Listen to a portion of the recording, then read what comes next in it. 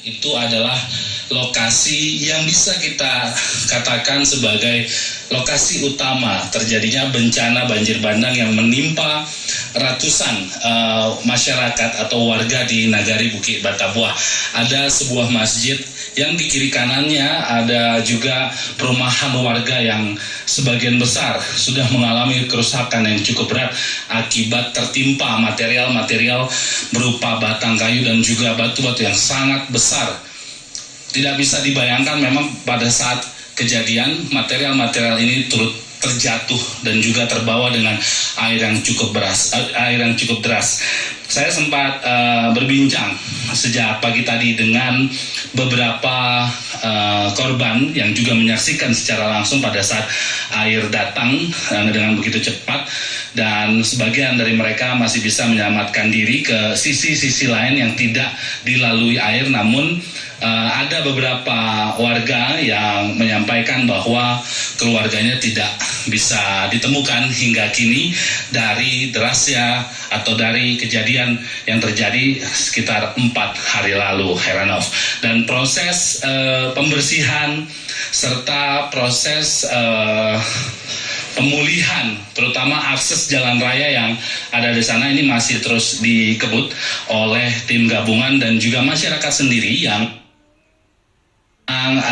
sudah memasuki hari keempat. Mereka mulai kembali ke rumah masing-masing untuk minimal pembersihan dan mencari sisa-sisa harta benda bisa diselamatkan. Ada yang masih mencari emas, tadi saya sempat menanyakan ke beberapa masyarakat, ada juga yang masih mencari surat-surat berharga serta barang-barang lain seperti kasur, kursi, sofa yang paling tidak bisa mereka selamatkan. Kendaraan juga beberapa sebagian ada yang mereka angkut walaupun kondisinya sudah berhari-hari terendam oleh lumpur yang terbawa pada saat banjir bandang terjadi. Berkaitan dengan update terkini, Heranov, dari Nagari Bukit Batabuah di Kabupaten Agam khususnya, tadi siang menjelang sore saya juga sempat memantau adanya agenda dari pusat, yaitu Kepala BNPB dan juga bersama Gubernur Sumatera Barat yang mendatangi posko bantuan di Nagari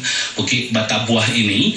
Mereka melakukan audiensi dengan masyarakat berkaitan dengan bagaimana ke depannya, bagaimana rencana pemerintah ke depannya untuk masyarakat yang terdampak. Karena kita mengetahui ada ratusan masyarakat dan juga ratusan rumah yang kondisinya saat ini sudah rusak berat dan tidak mungkin untuk mereka tinggali dalam waktu dekat, dan tidak mungkin juga masyarakat dalam waktu berbulan-bulan harus hidup di posko pengungsian.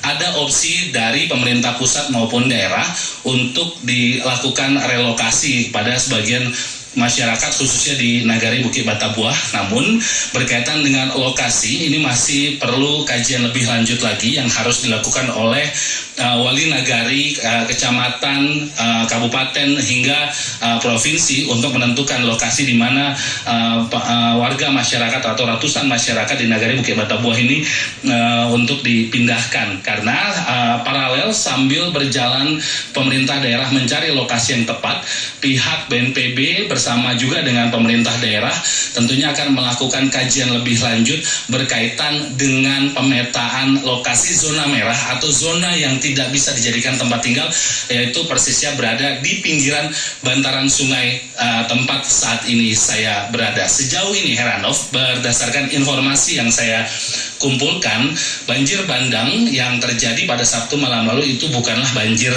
besar. Yang pertama, memang secara kapasitas ataupun intensitas air yang datang pada Sabtu kemarin itu begitu besar sehingga menghasilkan kerusakan yang masif. Namun banjir bandang dengan intensitas yang jauh lebih ringan sebenarnya pernah terjadi persis di tempat saat ini saya berada. Hanya saja memang karena intensitas air yang tidak terlalu besar, kejadiannya itu pada saat bulan Ramadan atau sekitar awal April kemarin.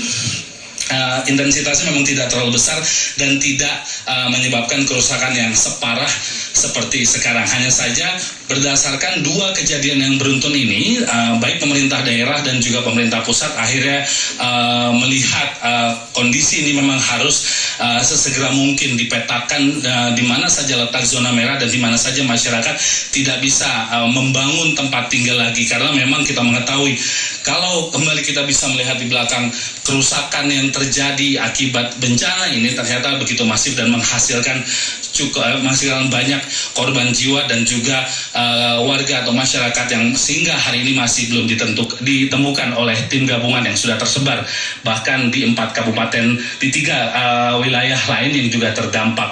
Kabupaten Agam memang bukan satu-satunya wilayah yang terdampak dari bencana banjir bandang, di mana kita mengetahui ada juga Kabupaten Tanah Datar, ada Padang Panjang dan juga Pariaman yang terdampak banjir bandang yang terjadi pada Sabtu malam atau 4 hari lalu. Berkaitan dengan update jumlah korban, tadi saya juga sempat menanyakan langsung ke Kepala BNPB. Pada Selasa malam kemarin, update dari BNPB ada 58 korban meninggal dan 35 diantaranya belum ditemukan. Sejumlah korban hari ini sudah ditemukan.